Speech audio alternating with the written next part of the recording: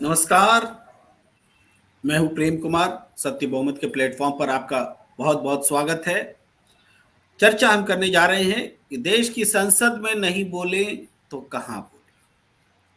संसद लोकतंत्र का मंदिर और दुनिया का सबसे बड़ा लोकतांत्रिक देश भारत। चर्चा हो रही है कि एक पक्ष, सत्ता पक्ष का कहना है कि राहुल गांधी विपक्ष के जो सांसद हैं उनको माफी मांगनी चाहिए, और जब तक वो माफी नहीं मांगेंगे तब तक वो हल्ला हंगामा कर रहे हैं।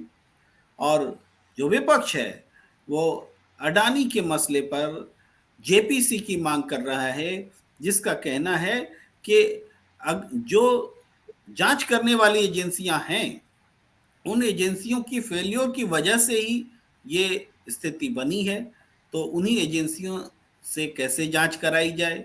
हालांकि सुप्रीम कोर्ट में भी मामला है। कुल मिलाकर के चिंता का विषय यह है कि लोकतांत्रिक देश में सदन नहीं चल रहा है।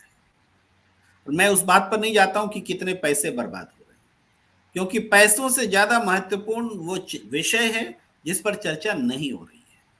चर्चा होनी चाहिए, चर्चा होने के लिए सदन होता है, विधायी काम करने के लिए सदन होता है। इसी विषय पर बातचीत करने के लिए हमारे साथ वरिष्ठ लोगों का पैनल जुड़ रहा है और हम आपसे को उनसे रूबरू कराते हैं। पहले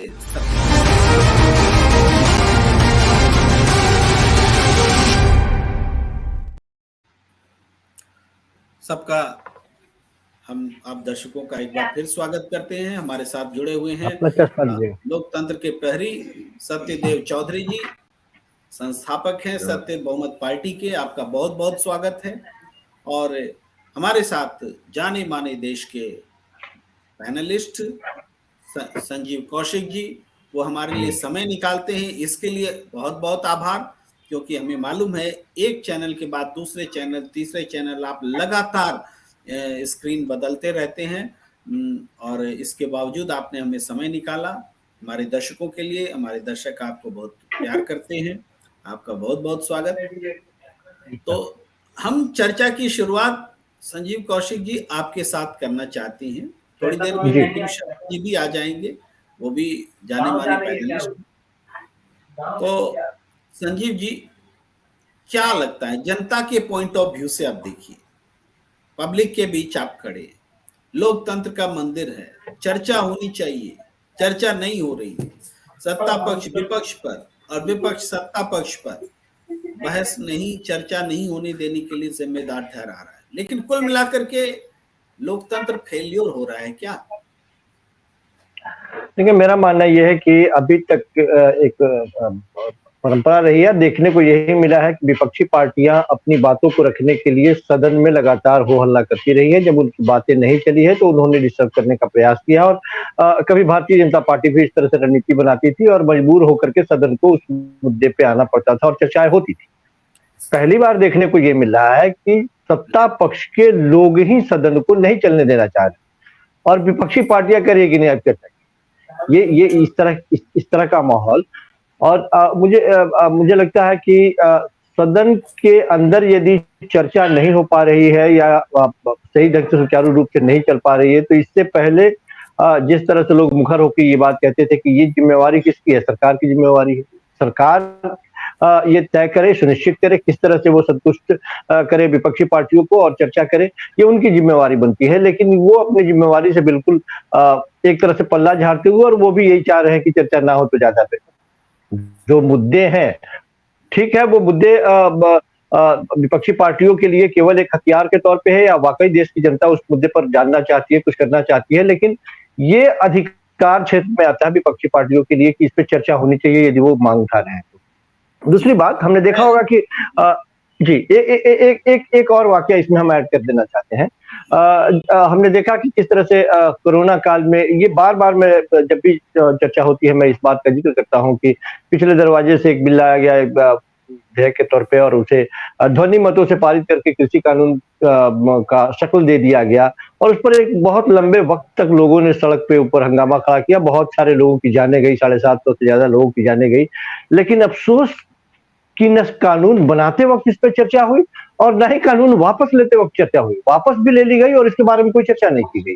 तो मुझे लगता है कि इस तरह की घटनाओं से यह सिद्ध होता है कि शायद सदन में चर्चा या सदन की जो गरिमा है वो धूमिल होती है और सदन इस जिस चीज के लिए बनाया गया है वो होता हुआ नहीं दिखाई देता। जी जी संजीव कौशिक जी, मैं आना चाह रहा था सत्यदेव चौधरी साहब के पास, लेकिन इस बीच हमारे साथ जुड़ गए हैं विपिन शर्मा जी, देश के जाने माने पॉलिटिकल एनालिस्ट हैं। आपका बहुत बहुत स्वागत है। विपिन जी, मैं पहले आपके ही पास आऊंगा, उसके बाद मैं सत्यदेव चौधरी सर के पास चलूंगा विषय को आगे बढ़ाने। विपिन जी, पूरा देश चिंतित है। मतलब विपक्ष तो गतिरोध के लिए जाना ही जाता था, अब सत्ता पक्ष भी गतिरोध के लिए जाना जा रहा है। सदन में चर्चा नहीं हो रही है, एक का एक विषय है, दूसरे का दूसरा विषय है। एक राहुल गांधी पर निशाने साध रहा है और एक अंबानी अडानी, या क्षमा कीजिए सिर्फ अडानी, इस मामले में अडानी पर निशाने साध रहा है। अडानी मोदी की जुगलबंदी बता रहा है। दोनों की अपनी, ये दोनों मुद्दे या दोनों चेहरे क्या इतने महत्वपूर्ण है कि लोकतंत्र से भी बड़े हो गए, देश से भी बड़े हो गए? जी विपिन।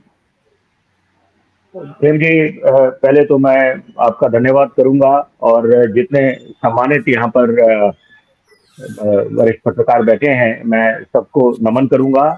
और आज की जो चर्चा है बहुत अहमियत है उसकी, क्योंकि हम एक तरफ बात करते हैं कि हमने अपने महान मुल्क को विश्व गुरु बनाना है, महाशक्ति बनाना है। इसमें कोई दो राय नहीं है प्रेम जी कि यहाँ पर हर एक देशवासी, 140 करोड़ देशवासी हैं हम लोग, हर एक का एक सपना है कि हमारा महान मुल्क आगे बढ़े। और देखिए, लोकतंत्र के लिए सबसे जरूरी है कि हमारा विपक्ष मजबूत हो, मुकम्मल तरीके से आवाज अपनी उठाए लोकतंत्र के मंदिर में, संसद में। और यहां पर दोनों पहलुओं को, सिक्के के दो पहलू होते हैं, मैं दोनों को उजागर करूंगा इस चर्चा में।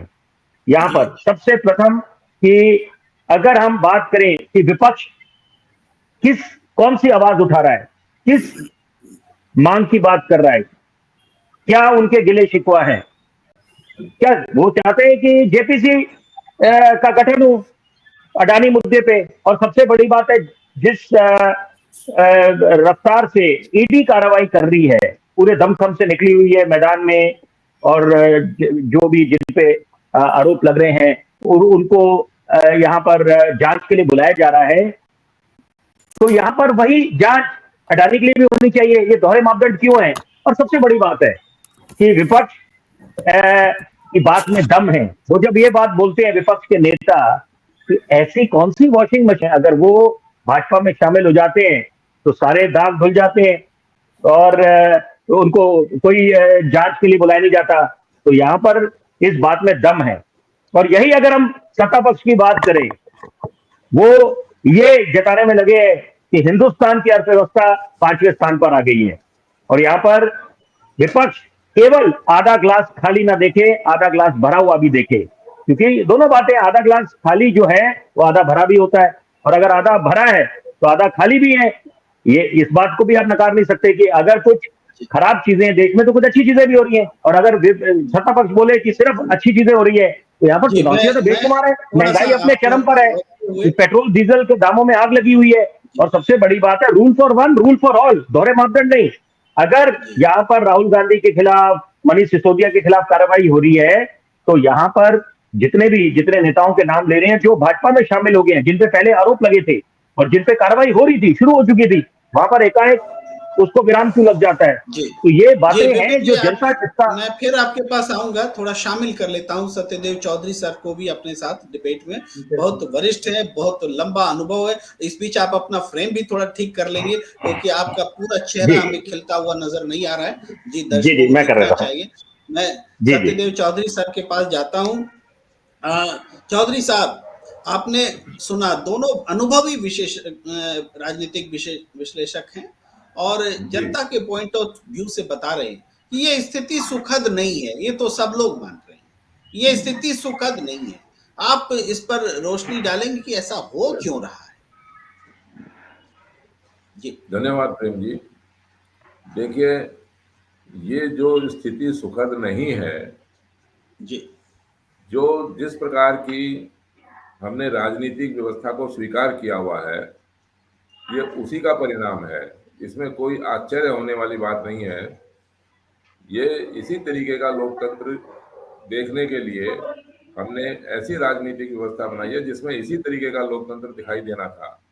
धीरे धीरे हम ऐसे समय के ऊपर और ऐसे पॉइंट के ऊपर आके बैठ गए हैं कि दो थोड़ा लोकतंत्र की हत्या हो रही थी, लेकिन आज तो बिल्कुल लहूलुहान हो गया। आज तो यही समझ में नहीं आया कि पूरी की पूरी संसद को आपने म्यूट कर दिया। पूरी की पूरी संसद में कोई भी बोलने वाला नहीं है। तो ये क्या, किस तरीके का लोकतंत्र हुआ? ये लोकतंत्र ये इस राजनीतिक व्यवस्था में, इसको हम लोकतंत्र कहते ही नहीं है। पहले भी लोकतंत्र नहीं था इस राजनीतिक व्यवस्था में, आज भी लोकतंत्र नहीं है, और भविष्य में भी आप इसकी वैरायटी बानगी जैसी मर्जी आप देखते रहना इस लोकतंत्र के समाप्त होने की। लेकिन बात यही रहेगी कि लोकतंत्र नाम आपको मिलेगा नहीं। और लोकतंत्र तो देखिए, लोकतंत्र तो वो होता है कि जिसके अंदर सरकार लोगों से डरे। यहाँ तो उल्टा काम हो गया कि लोग सरकार से डर रहे हैं। सरकार को लोगों के कंसर्न से कोई लेना देना नहीं है। क्या होना चाहिए क्या नहीं होना, सिवाय समय बर्बाद करने के तो हम कुछ देख ही नहीं रहे हैं। अब चाहे वो सत्ता पक्ष दोषी है या विपक्ष दोषी है, इसकी चर्चा, इसका विश्लेषण तो जब ही होगा ना जब आप बात करेंगे। जब बात ही नहीं करेंगे तो कैसे पता लगेगा कि कौन दोषी है या किसकी गलती है, किसने अपमान किया नहीं किया, क्या हुआ क्या नहीं हुआ। मैं कुल मिला के बात ये बोलना चाहता हूँ कि हमारी राजनीतिक व्यवस्था का ही ये परिणाम है जिसको हमने स्वीकार किया हुआ है। हमारे को इस तरीके का लोकतंत्र देखने को मिल रहा है। और देखिए, ये चाहे सत्ता पक्ष है या विपक्ष है, ये तो दोनों आपस में लड़ते मरते रहेंगे, ऐसे जो भी कुछ करेंगे घमासान दमा चौकड़ी मचाते रहेंगे। लेकिन इसके अंदर चाहे सत्ता पक्ष वालों ने वोट दिया, जो मतदाता जिन्होंने सत्ता पक्ष को वोट दिया, जो मतदाता जिन्होंने विपक्ष को वोट दिया, उन लोगों को क्या मिल रहा है? कोई भी जीत रहा है, कोई भी हार रहा है, ये तो अपने आप इसका निर्णय तो हो ही जाएगा। कभी ना कभी तो इनको बोलना ही पड़ेगा और कभी ना कभी इसका निर्णय हो भी जाएगा कि किसकी गलती है किसकी गलती नहीं है। लेकिन मतदाता को सबसे ज्यादा इसका दुष्परिणाम मतदाता को भोगना पड़ेगा, जो कि हम पिछले 70-75 सालों से इस राजनीतिक व्यवस्था में देख रहे हैं। मतदाता को कोई न्याय मिलने वाला नहीं है। मतदाता तो इन्हीं की लड़ाई देखता रहेगा। समय तो बर्बाद हमारा हो रहा है ना। जो समय जो काम होना चाहिए था वो नहीं हुआ, तो पैसा तो बर्बाद हुआ तो हुआ ही हुआ। लेकिन जो समय बर्बाद हो गया, वो कौन सा सत्ता पक्ष वाला नेता या कौन सा विपक्ष वाला नेता कैसे ला सकता है उस समय को वापस? हम समय बर्बाद क्यों कर रहे हैं? बहुत महत्वपूर्ण बात सत्यदेव चौधरी जी कह रहे हैं कि इस पूरी प्रक्रिया में जो सदन में देखने को मिल रहा है, जो दृश्य, उसमें जो समय बर्बाद हो रहा है, समय बेशकीमती है। 140 करोड़ लोगों के लिए आप समय को 1 सेकंड से भी मल्टीप्लाई कीजिए तो कितना समय हो जाता है, आप काउंट कर सकते हैं विपिन जी, संजीव जी, कि कितना महत्वपूर्ण है समय। तो ये समय जो बर्बाद हो रहा है ये बहुत महत्वपूर्ण है। और क्यों बर्बाद हो रहा है वो सत्यदेव चौधरी जी बता रहे हैं कि ये राजनीतिक व्यवस्था में ही खोट है। ये राजनीतिक व्यवस्था, चाहे सत्ता पक्ष और विपक्ष स्वैप हो जाए ना, भाई बीजेपी विपक्ष में चले जाए, जो विपक्ष में वो सत्ता में चले जाए, तब भी सूरत बदलने वाली नहीं है। क्यों? क्योंकि राजनीतिक जो व्यवस्था है वो गलत, वो सही नहीं है, लोकतंत्र के स्वस्थ लोकतंत्र के हिसाब से नहीं है।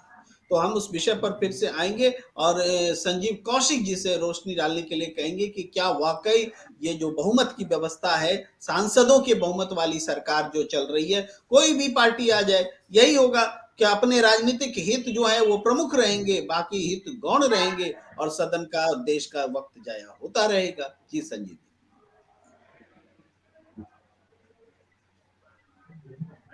देखिए प्रेम जी, जो पार्टियां लोकतंत्र में सबसे अपने आप को लोकतांत्रिक होने का दम भरती है, पहली बात तो उसके अंदर ही आंतरिक लोकतंत्र नहीं है, जीवित नहीं है आज के वक्त में। किसी भी पार्टी को उठा के देख ले, जिस तरह से अध्यक्ष के अपने चुनाव या आंतरिक जिस तरह की कार्य करने की उनकी प्रणाली है, वो खुद संदेह के घेरे में। हम किसी एक पार्टी की बात नहीं कर रहे हैं। और जिस व्यवस्था परिवर्तन की बात कर रहे हैं, ये बात बिल्कुल सही है कि जो भी प्रबुद्ध जन है उनको इस बात की कमी खलती है, वो बार बार इस बात पे चिंता जताते हैं कि जो कमियां रह गई है क्या उस कमियों को दुरुस्त नहीं किया जाए। पिछले वक्त में जिस समय संविधान का निर्माण हुआ, बहुत सारे लोग ये नाम सुनते या बात सुन के भड़क उठते हैं, लेकिन निर्माण हुआ, यदि उस निर्माण में कहीं कोई खामी रह गई, बदलते वक्त में यदि उसमें संशोधन करने की बात है, नए बदलाव करने की बात है, तो क्या नहीं किया जाना चाहिए। आप कोशिश कर रही हैं और मजबूती के साथ वो लगातार 1 बार 2 बार 3 बार सत्ता में लगातार बनी हुई है, या वो पार्टियां जो पार्टियां विपक्ष के तौर पे है, क्यों वो इस तरह के खतरे मोल लेने जाए। मुझे लगता है कि हमें भी कल यदि सत्ता में आनी है तो जो व्यवस्थाएं बनी है उसी व्यवस्था के तहत हमें भी जिंदा रहना और हमारी भी कार्य प्रणाली बनी रहेगी। तो ये जो पार्टियां पूर्ववर्ती पार्टियां हैं और लंबे वक्त से सत्ता में रही और सत्ता का सुख इन लोगों ने भोगा है, तो वो कभी इस पे प्रकाश नहीं डालेंगी, इस पे चर्चा नहीं करेंगी, इसके बारे में भी नहीं करेंगी। ये बीड़ा वही उठा सकता है, या वही व्यक्ति या वही पार्टी उठा सकती है जो बिल्कुल व्यवस्था परिवर्तन करने की बात हो, जिद हो, जिसके लिए सत्ता सर्वोपरि नहीं हो, जिसके लिए समाज सर्वोपरि हो। बहुत सारी कठिनाइयां, बहुत सारे इस मंतव्य के लोगों को इकट्ठा होने में भी आज के वक्त में, चूंकि अधिकांश लोग जो सत्ता को पहले समाज सेवा समझते थे, वो आज सत्ता को अपने स्वार्थ को सिद्धि का एक रास्ता मान के चलते हैं। तो ऐसे इन रास्तों के बीच से वैसे लोग जो सचमुच में समाज सेवी अपने आप को मानते हैं, चिंता उनकी स्वाभाविक है, वो कुछ ला सकते हैं। हाँ, वक्त लगेगा, लेकिन आगे आगे यदि झंडा लेके चलने की बात हो, तो जो लोग इस तरह के विचारधारा से सहमत रखते हैं, इन कमियों पर खुल के मुखर होकर बात करने की बात करते हैं, निश्चित तौर पे वो साथ आएंगे। वक्त लगेगा, एक दिन में संभव नहीं है, लेकिन ऐसे लोग हैं, इनकी संख्या बहुत ज्यादा है, तादाद में भारी तादाद में है। लोग अंदर ही अंदर इस चीज से घुटन महसूस कर रहे हैं, इस व्यवस्था से। कई जगहों पे वो आक्रोश व्यक्त करना चाहते हैं, लेकिन एक व्यवस्था और बनी है इस नए सरकार के साथ में, ये भी देखने को मिलती है कि जब हम इस तरह की बातें करते हैं तो तुरंत हमें देशद्रोही सिद्ध करने का प्रयास कर दिया जाता है। हमारी बातों को समझने का प्रयास ही नहीं किया जाता कि हम बोलना क्या चाहते हैं, और एक नए तरह की बात चेप दी जाती है। तो ये खतरा भी है, लेकिन इन खतरों के बीच में से ही रास्ता निकलेगा, यदि जिद ठान ली जाए कि परिवर्तन करनी है तो निश्चित बात। जी जी, रास्ता निकलेगा और बहुत सारे खतरे हैं, उन खतरों का सामना करना पड़ेगा। विपिन शर्मा जी, आपके पास थोड़ा सा प्रश्न को और स्पष्ट करते हुए, क्योंकि आप पहली बार हमारे साथ चर्चा में शरीक हो रहे हैं, हम वास्तव में जो सच्चा बहुमत है, सत्य बहुमत है, उसकी चर्चा करना चाहते हैं। और हम ये बताना चाहते हैं कि आज जो सदन में कुछ हो रहा है, इसलिए हो रहा है क्योंकि लोकतंत्र सच्चे बहुमत पर आधारित नहीं है। इसका मतलब ये है विपिन जी कि जनता जिस पार्टी को सबसे ज्यादा वोट कर रही है, अगर वो उस पार्टी को सरकार बनाने की इजाजत दे दीजिए, तो रोज रोज सरकार गिराने बनाने का खेल खत्म हो जाएगा। सांसदों का मैजिक फिगर नहीं चाहिए, जनता का बहुमत जिसको मिले वो सरकार बनाए। जब ये मैजिक फिगर का जब से खेल चल रहा है, सत्ता में जो है वो अपनी सरकार बचाने के लिए, या राज्यों में अपनी सरकार बनाने के लिए, या विपक्ष में है वो सत्ता हासिल करने के लिए, इस सांसदों का जो खरीद फरोख्त, जोड़ तोड़, दल बदल, आप देख रहे हैं, सारे उदाहरण मौजूद हैं। तो इन सब का ही कारण है कि आज संसद का भी गतिरोध उसी रूप में बना हुआ है। आप थोड़ी इस विषय पर रोशनी डालिए कि दर्शकों को पता चले कि इस स्थिति की वास्तविक वजह क्या है और कैसे दूर हो सकती है। जी, मैं प्रेम कुमार जी आपको साधुवाद दूंगा, क्योंकि आपने जो सवाल पूछा है बहुत ही लाजवाब सवाल है, और मैं अपने विचार रखूंगा वो उस बात का जिक्र करके जो देश के महान पूर्व प्रधानमंत्री डॉक्टर मनमोहन सिंह ने बोला था। उन्होंने जिक्र करा था, एक फ्रेज का इस्तेमाल करा, उन्होंने बोला कंपल्शन ऑफ कोलिशन, गठबंधन की मजबूरियां।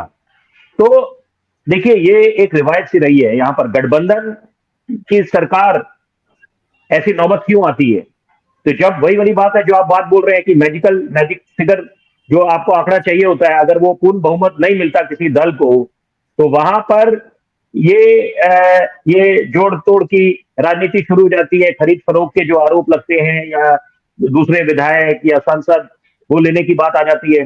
तो अगर मैं बिल्कुल इत्तेफाक रखूंगा आपके साथ कि यहाँ पर अगर ऐसे कुछ रिफॉर्म्स के तहत अगर कुछ अच्छी पहल हो कि यहाँ पर मैजिकल फिगर की उस सिस्टम को, क्योंकि देखिए परिवर्तन ही संसार का नियम है, और यहाँ पर नए नए रिफॉर्म्स ये भी रवायत रही है, नए नए रिफॉर्म्स आते रहे हैं देश में, तभी देश आगे बढ़ेगा।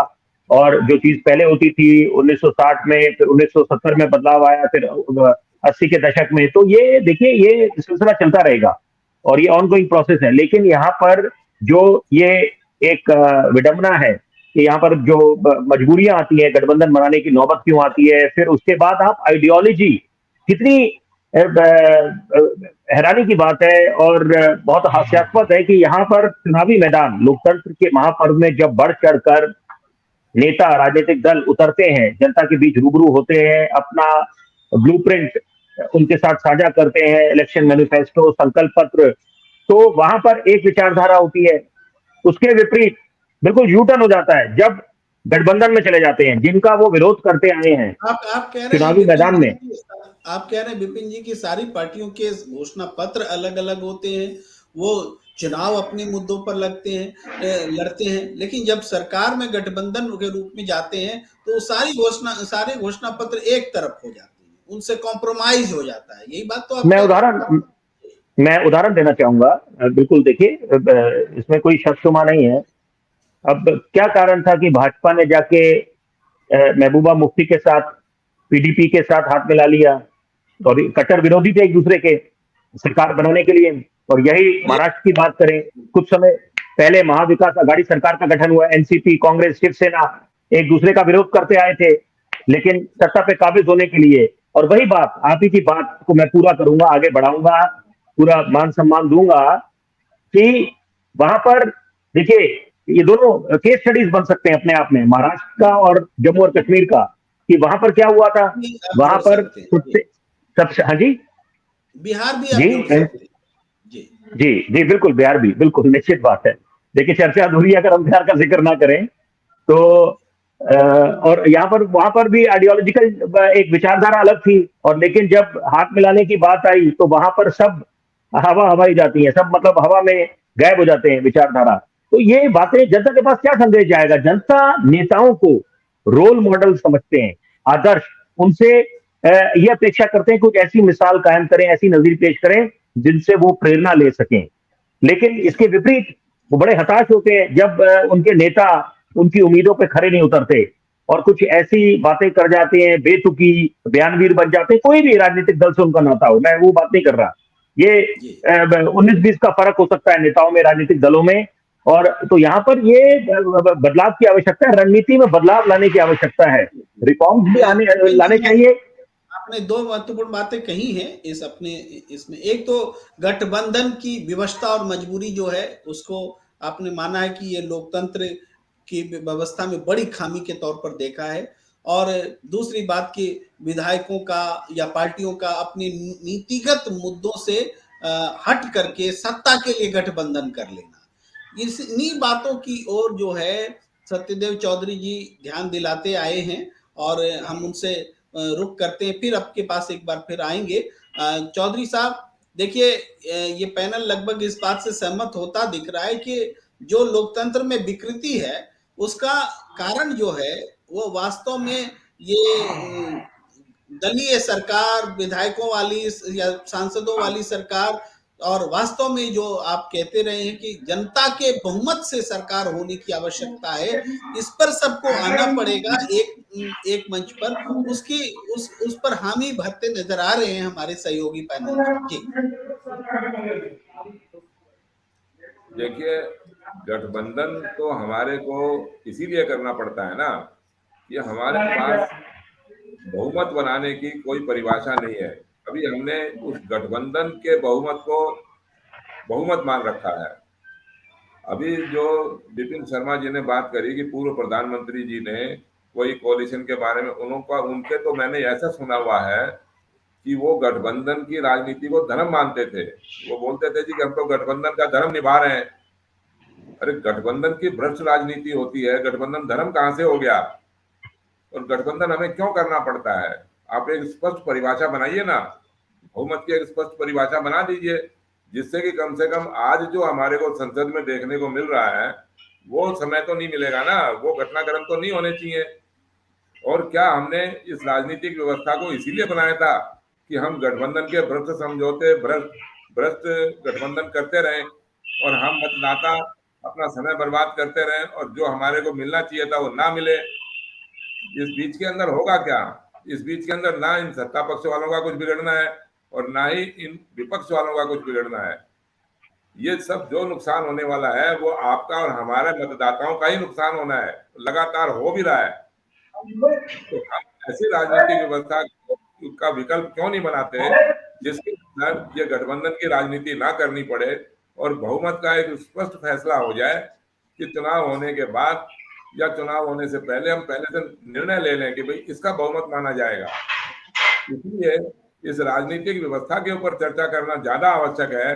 किस राजनीतिक व्यवस्था को हमने पकड़ रखा है, स्वीकार किया हुआ है, जिसके अंदर बहुमत का, हम गठबंधन की बहुमत को ही हम बहुमत मान रहे हैं। ऐसा क्यों? क्या हम उसका विकल्प नहीं ढूंढ पाते हैं? इसके ऊपर भी तो हम चर्चा कर सकते हैं ना, जिससे कि भविष्य के अंदर तो कम से कम ये समय हमें नहीं देखना पड़े। आज तक तो जो हुआ सो हुआ, आगे तो कम से कम इसके ऊपर रोक लगनी चाहिए। आज के दिन कौन सा सत्ता पक्ष वाला ये कह रहा है कि भाई हम इस तरीके से बहुमत के ऊपर सरकार बनाएंगे, या कौन सा विपक्षी दल जो इतनी तरह के लोग इकट्ठे हो रहे हैं और वो इकट्ठे हो भी नहीं सकते, वो भी, उनको भी समझ में नहीं आ रहा कि बहुमत क्या होना चाहिए। और या मैं ये भी कह सकता हूँ कि इनको सब मालूम होते हुए भी ये उस बहुमत की बात के ऊपर चर्चा ही नहीं करना चाहते, ये उस पॉइंट के ऊपर नहीं आना चाहते कि बहुमत कैसे होना चाहिए। मैं स्पष्ट बोलता हूं कि बहुमत, इन सांसदों के बहुमत का बहुमत ना मानते हुए आप मतदाताओं का बहुमत मानिए। जिसको सबसे ज्यादा वोट मिल गए वो सांसद चुना गया। इसी प्रकार जिस राजनीतिक दल को सबसे ज्यादा वोट मिल गए उसका बहुमत मानिए, चाहे उसके सांसद हारे या जीते। तब आप ये कल्पना करिए कि इस तरीके की जो स्थिति हमें आज देखने को मिल रही है ये कभी भविष्य में देखने को मिलेगी। अब संसार के अंदर आज हमारा अपमान हो रहा है या नहीं हो रहा है? विश्व के लोग क्या देख रहे हैं हमारे को ऊपर कि हमारे में इतनी भी बुद्धि नहीं है कि हम इस बहुमत का फैसला कर सकें। जी, किसने लाचार, किसने बेबस, किसने मजबूर क्यों है हम कि हम अपने चुनाव भी लड़ेंगे, वोट भी देंगे और हम बहुमत का फैसला नहीं करेंगे कि बहुमत किसका होगा। ये अजीब विचित्र राजनीतिक व्यवस्था है हमारी। जी, इसके ऊपर हम बात क्यों नहीं कर सकते? संजीव कौशिक जी, वो इस विचित्र राजनीतिक व्यवस्था जो है जिस बारे में सत्यदेव चौधरी जी कह रहे हैं, वो विचित्र वास्तव में इसी मायने में है। संवैधानिक रूप से भी हम देखते हैं कि राष्ट्रपति डिप्यूट करते हैं प्रधानमंत्री को, जबकि लोकतांत्रिक रूप से चुने गए नेता को डिप्यूट करने की क्या आवश्यकता है? वो तो जो सर्वमान्य नेता है उसको सरकार बनाने के लिए सीधे निमंत्रण मिलना चाहिए, तो डिप्यूट तो होना नहीं चाहिए, फिर भी वो होता है। इसके अलावा हम बहुत सारी ऐसी बातें देखते हैं जो कि विचित्र है। और विचित्र तो ये भी है कि सदन, पूरी संसद का माइक ही म्यूट हो गया। संसद जो टीवी पर प्रसारित हो रहा था संसद की कार्यवाही, वो पूरी तरीके से जैसे मानो गूंगी फिल्म चल रही हो वैसा कर दिया गया। तो ये स्थिति, मतलब आवाज नहीं आने देंगे। ये लोकतंत्र में तो आवाज ही तो जान होती है, आत्मा होती है लोकतंत्र की। लोकतंत्र की आवाज को ही अगर आत्मा को ही खत्म कर दिया जाएगा तो उसको लोकतंत्र हम कैसे बोलेंगे? ये बहुत गंभीर सवाल सत्यदेव चौधरी जी उठा रहे। लेकिन एक बात और जोड़ते हुए आपके पास आता हूँ संजीव जी, ये सबसे ज्यादा जिस पार्टी को वोट आए वो सरकार बना ले जाए, ये तो बीजेपी के लिए खुला ऑफर होना चाहिए, आगे बढ़ के करना चाहिए। अभी तो वो सबसे ज्यादा वोट हासिल कर रही है, तो भाई सरकार बनाने के लिए उसके अनुकूल ये सिद्धांत भी आता है। तो क्या बीजेपी इसको एक्सेप्ट करेगी, आपको लगता है?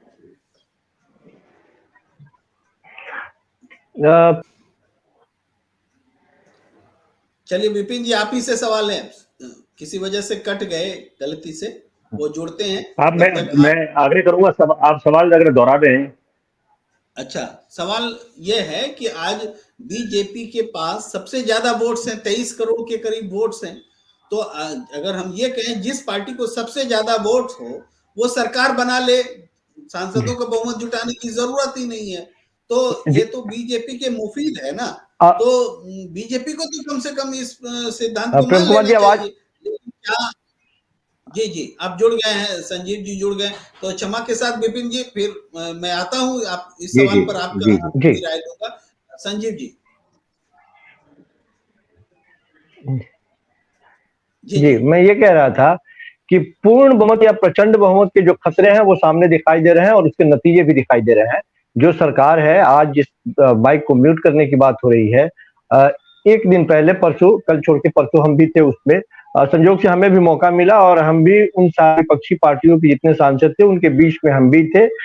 वो लोग जब निकल के ईडी की तरफ कूच कर रहे थे, वो सदन के ठीक सामने, वहां स्थिति ये थी कि सदन के अंदर में माइक आज म्यूट करने की बात थी, वहां पे नेटवर्क काम नहीं कर रहा था। आप कल्पना कीजिए कि वहां जो लोग वीडियो बना रहे थे, जो लोग मीडिया के लोग, मीडिया कर्मी लोग थे, वो लोग घेरे से बिल्कुल बाहर थे।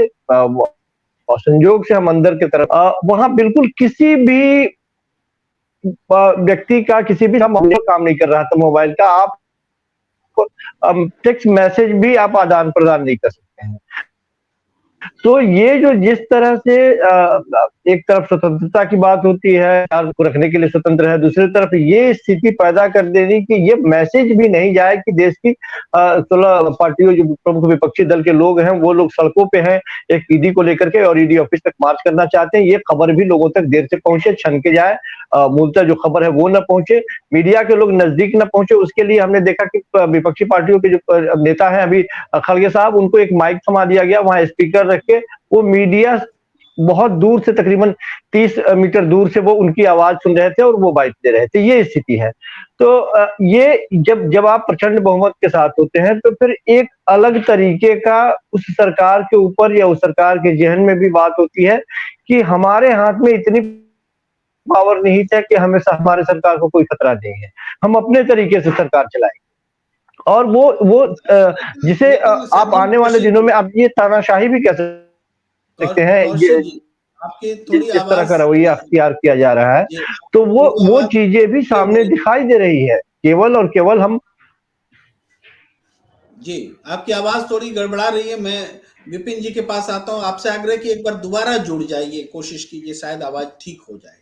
तो विपिन जी, कौशिक जी एक महत्वपूर्ण बात कह रहे थे कि सरकार निरंकुश हो जाती है, यानी वो खतरा बता रहे थे कि अगर सबसे ज्यादा वोट लाने वाली पार्टी को मौका दे दिया जाएगा तो शायद वो निरंकुश हो जाए। लेकिन निरंकुशता को रोकने के लिए विपिन जी, हमारे यहाँ संवैधानिक संस्थाएं ही जब अपना काम नहीं कर पाएंगी या उसको करने नहीं दिया जाएगा, तब तो कोई लोकतंत्र नहीं चल सकता। चाहे सांसदों के नेतृत्व वाला, सांसदों से बना हुआ, उसके बहुमत से बना हुआ लोकतंत्र हो, या फिर जनता के बहुमत से बना हुआ लोकतंत्र हो। ये एक प्रश्न है, इस पर मैं सत्यदेव चौधरी जी के पास भी आऊंगा। आप सवाल जी। बिल्कुल कुमार जी, बिल्कुल यहाँ पर सवाल की बहुत अहमियत है। और सबसे बड़ी बात है कि देखिए, हमेशा के लिए कोई भी सत्ता पे काबिज नहीं हो सकता, ये हकीकत है। तो यहाँ पर सबको इस बात को संज्ञान में रखना पड़ेगा कि यहाँ पर ये सबसे बड़ी बात है कि आप जनता के बीच जब होते हैं, सत्ता पे काबिज होते हैं, आप कैसे, आपका व्यवहार क्या रहता है, क्योंकि यहाँ पर कोई भी चीज स्थायी नहीं है। और सत्ता के बारे में तो कहा भी जाता है कि आज है कल नहीं है। तो यहाँ पर मैं आज अपने आप को रोक नहीं पा रहा है। यहाँ पर वो पुराने जो एक बोले जाते हैं कि अपनी हर जीत पर इतना गरूर न कर, मिट्टी से पूछ आज सिकंदर कहाँ पर है। तो ये बातें तय हैं यहाँ पर कि जो भी आज सत्ता पे है तो वो कल सत्ता पे नहीं होगा। और जो जिसको आज हम कम हाँक रहे हैं कि तो वो कल सत्ता पे जब काबिज हो जाएंगे तो फिर वहां पर ये तो देखिए, ये चलता रहेगा, रोलर कोस्टर है। और सबसे बड़ी बात है कि यहाँ पर जनता के बीच क्या संदेश दिया जा रहा है। एक अच्छी बात है कि आप देखिए, दोनों पहलू हैं। आजकल एक ट्रेंड सा बन गया है। मैं चाहता हूं इस चर्चा में उस बात का जिक्र हो, क्योंकि आप देश के जाने माने पत्रकार हैं प्रेम कुमार जी, और साथ में जो हमारे साथ बाकी साथी बैठे हैं, सब एक अपना जीवन खपाया हुआ है पत्रकारिता के क्षेत्र में। तो यहाँ पर हम लोग देश को लेकर चिंतित हैं और चाहते हैं कि एक आम आदमी की आवाज उठाई जाए और कैसे देश को आगे बढ़ाया जाए। लेकिन साथ साथ एक ट्रेंड सा बन गया है यहाँ पर, क्योंकि ये जो टीवी चैनलों में देखा जाता है कि यहाँ पर कुछ पक्ष में बैठे हैं, कुछ विपक्ष में, चाहे राजनीतिक विश्लेषक हो। तो यहाँ पर आप भी बड़ी संतुलित होकर बात करते हैं, दोनों पहलुओं को उजागर करते हैं। और संजीव जी भी, और आज ये सौभाग्य प्राप्त हो रहा है कि सत्यदेव जी के साथ चर्चा में मैं भाग ले रहा हूं। तो ये देखिए, यहाँ पर दोनों पहलुओं को उजागर करना पड़ेगा। पहली बात ये तय है कि यहाँ पर अगर विपक्ष अपनी बात आगे रखना चाहता है तो उनको पूरा मौका मिलना चाहिए। अगर वो पहले अगर बात करते थे पेगासस को लेकर या अडानी मुद्दे पर, तो ये बातें सरकार को चले और सरकार बिल्कुल दूध का दूध पानी का पानी कर दे। एक जांच। दूसरी बात सबसे दूंगा कि यहाँ पर देखिए, संवाद की प्रक्रिया चलती रहनी चाहिए, और हमारे देश का जो अन्नदाता है, जिसको हम नमन करते हैं, किसान भाई, उनके साथ भी ये बड़ी एक प्रक्रिया चली जो चीनियों के साथ चली थी, डिप्लोमेटिक मिलिट्री लेवल पर, कॉर्पोरेट कमांडर लेवल पर उनके साथ, क्योंकि ये भली भांति हम लोग जानते हैं कि चीन कभी पास नहीं आएगा, लेकिन यहाँ पर दुश्मन के साथ में भी हमने क्लोज डोर पॉलिसी रखी थी, नहीं ओपन डोर पॉलिसी थी कि हम संवाद के लिए तैयार थे। तो यहाँ पर लोकतंत्र के मंदिर में संवाद होना चाहिए, ये सिलसिला रुकना नहीं चाहिए, किसी तरह का गतिरोध नहीं होना चाहिए, क्योंकि जब तक विपक्ष अपनी आवाज आगे रखेगा नहीं। तो लेकिन ये दोनों पहलू हैं यहाँ पर। सत्ता पक्ष वाले, मोदी सरकार के नुमाइंदे जो हैं, प्रतिनिधि, वो ये बोलते हैं कि यहाँ पर ये लोग चर्चा से भाग रहे हैं, चर्चा होने नहीं दे रहे। उधर विपक्ष बोलता है कि हमारे माइक बंद कर दिए जाते हैं, या हम जिसपे मांग कर रहे हैं, बड़ी जायज मांग कर रहे हैं कि जेपीसी आप बिठा दीजिए, और ईडी जो मुस्तैदी दिखाती है बाकी लोगों की जांच में, चाहे मनीष सिसोदिया के लिए रिमांड मांगने की बात हो या बाकी जितने भी, फिरिस्त काफी लंबी है, ना खत्म होने वाली फिरिस्त है। तो यहाँ पर वही मापदंड सत्ता पक्ष के नेताओं के साथ भी होने चाहिए कि ये दोहरे मापदंड क्यों। लेकिन सबसे बड़ी बात है कि इस समय नुकसान किसका हो रहा है? नुकसान एक आम आदमी का हो रहा है, जिसने सपने संजोए हुए अपने आंखों में कि यहाँ पर जो हमारे नुमाइंदे, जिन पे हमने भरोसा जताया, जिनको हमने सत्ता पे काबिज कराया है, वो हमारे मुद्दों को उठाएंगे संसद में, चाहे विधानसभा में, चाहे सदन में। लेकिन विपिन जी, अगर चर्चा मेरी आवाज आप तक जा रही हो, कैसे बात क्षमा के साथ आपको रोकना चाहता हूँ। आपने कुछ बहुत महत्वपूर्ण विषय उठाए हैं, और वो है जनता के सरोकार वाला विषय कि जनता कहाँ खड़ी है। संवाद नहीं होगा तो जनता की बात कैसे होगी। मैं सत्यदेव चौधरी जी के पास आना चाहता हूँ उन्हीं सवालों के साथ जो सवालों के साथ मैं विपिन जी के पास पहुंचा था कि कैसे इस सदन में जो कुछ हो रहा है, और अगर सत्य बहुमत हो भी जाए तो क्या सरकार निरंकुश नहीं होगी। इस पर थोड़ी रोशनी डालिए कि अभी से थोड़ी बेहतर कैसे स्थिति होगी। जी देखिए, मैं विपिन जी की बातों से सहमत हूं कि नेता या ये जो भी कोई राजनीतिक दल जिनकी सत्ता है वो स्थायी नहीं है। लेकिन जिस राजनीतिक व्यवस्था को सत्ता वालों ने और विपक्ष वालों ने स्वीकार किया हुआ है, जिसके आधार के ऊपर जिस बहुमत से ये सरकार बनाते हैं, वो राजनीतिक व्यवस्था तो बिल्कुल स्थायी है। बहुत महत्वपूर्ण बात आप कह रहे हैं, बहुत महत्वपूर्ण बात कर रहे हैं आप। जो विपिन जी की जो बात कह रहे थे कि ये सत्ताधारी दल तो बदलते रहते हैं, ये कह रहे थे, इस हिसाब से स्थायी नहीं है, जरूर है, लेकिन सत्ताधारी दल बदलते हुए भी 75 साल में हुआ क्या? ये सरकार हट जाए, दूसरी सरकार आ जाए, यानी इस लोकतंत्र में सत्ता पक्ष विपक्ष हो जाए, विपक्ष सत्ता हो जाए, लेकिन स्थिति बदलने वाली नहीं है। तो स्थिति नहीं बदलने वाली स्थिति ही स्थायी हो गई है, ये बात कह रहे हैं सत्यदेव चौधरी जी। जी जी जी। और परिवर्तन तो हमने पिछले 75 सालों में कितनी बारी देख चुके हैं। वही पार्टियां जो आज सत्ता में है वो विपक्ष में हो जाती हैं, जो विपक्ष में है वो सत्ता में हो जाती हैं। लेकिन एक राजनीतिक व्यवस्था के ऊपर चिंतन तो किसी ने भी नहीं किया।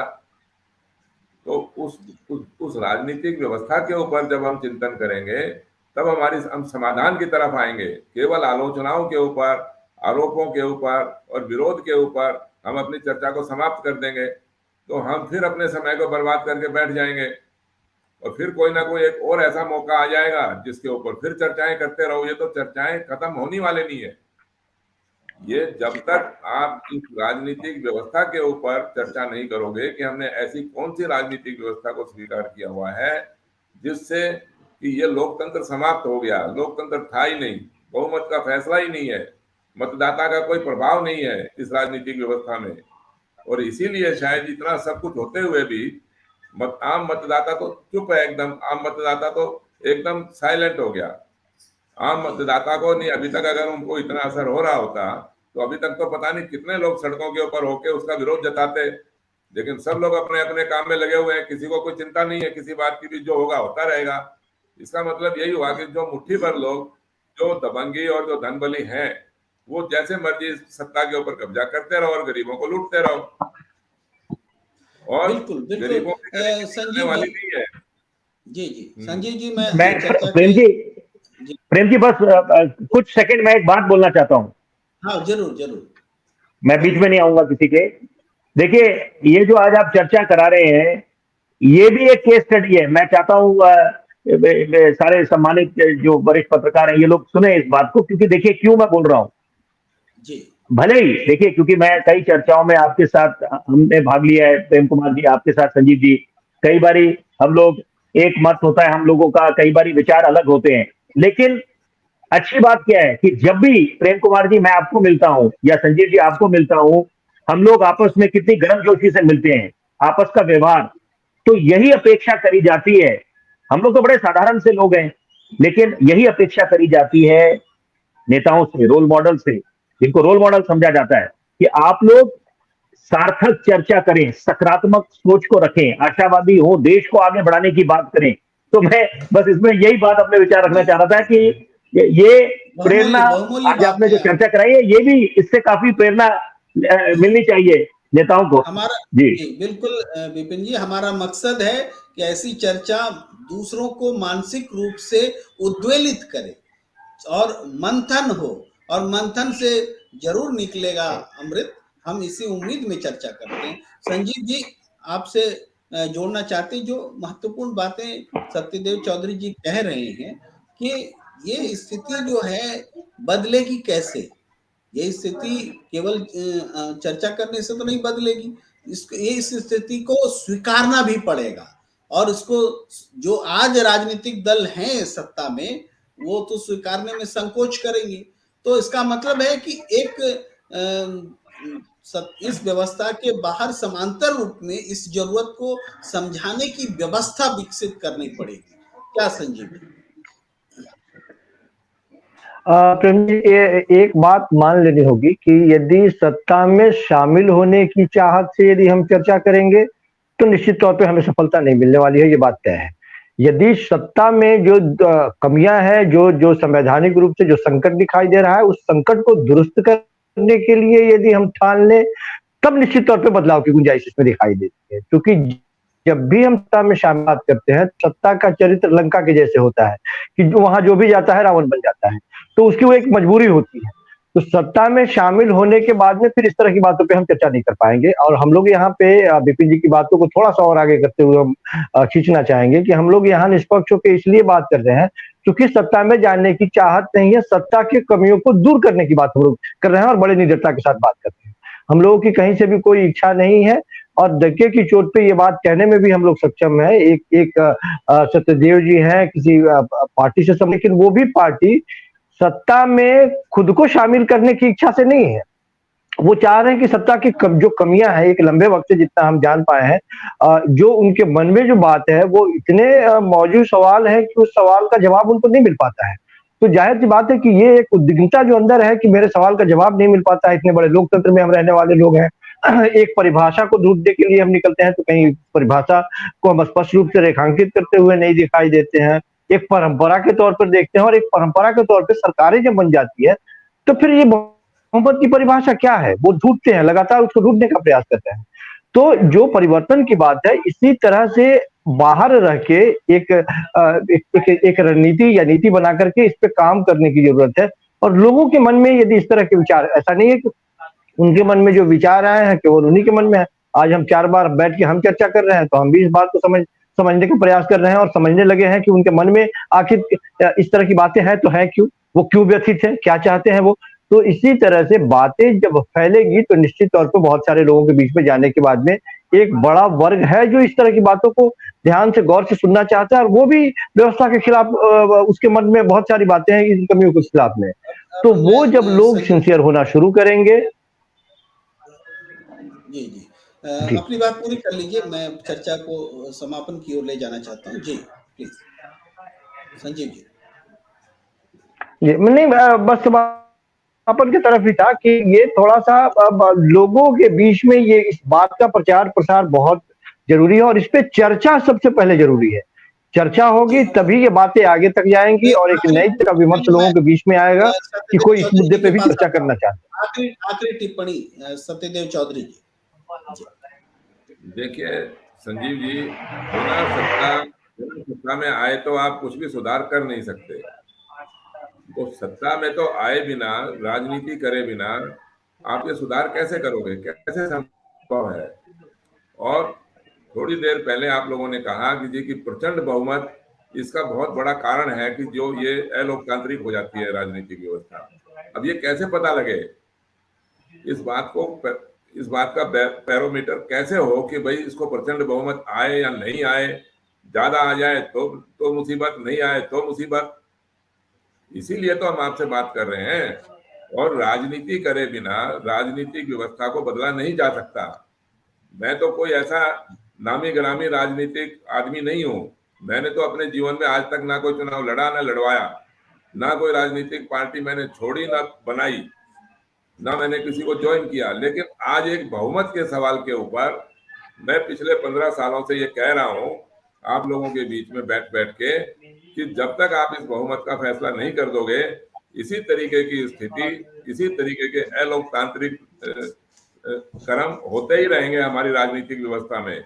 आप इसको कभी रोक नहीं पाओगे। तो इस बहुमत का फैसला करने के लिए हमने सत्य बहुमत पार्टी बनाई। सत्य बहुमत पार्टी के आधार के ऊपर हमने चुनाव लड़ने की कोशिश करी और 2024 के अंदर जहां से भी हो सकेगा हम चुनाव में भाग लेने का प्रयास करेंगे, केवल इस बहुमत की भाषा को समझने के लिए, जिससे कि ये भविष्य के अंदर कभी भी इस तरीके की समस्या ना आए और हमारा समय बचे, ऊर्जा बचे और हम एक शक्तिशाली और समृद्ध राष्ट्र बन सकें। जी प्रेम जी। जी, आज चर्चा को समाप्त करने का समय आ गया है। हम लोकतंत्र को लेकर के चिंतित हैं, लोकतंत्र को मजबूत करने को लेकर के चिंतित हैं। सरकार बनाने के जो प्रचलित सिद्धांत हैं उसके अलावा और जो सिद्धांत स्थापित हो सकते हैं जिससे जनता की भागीदारी बढ़े, इसको लेकर के चिंतित, और इस चर्चा को आगे भी जारी रखेंगे। हमें दीजिए इजाजत। नमस्कार, आपका बहुत बहुत आभार सत्यदेव चौधरी जी, विपिन शर्मा जी और संजीव कौशिक जी, जो अभी स्क्रीन पर नहीं है, अभी हमारे बीच से स्क्रीन से आउट हुए हैं। तो फिर मिलेंगे। नमस्कार, धन्यवाद।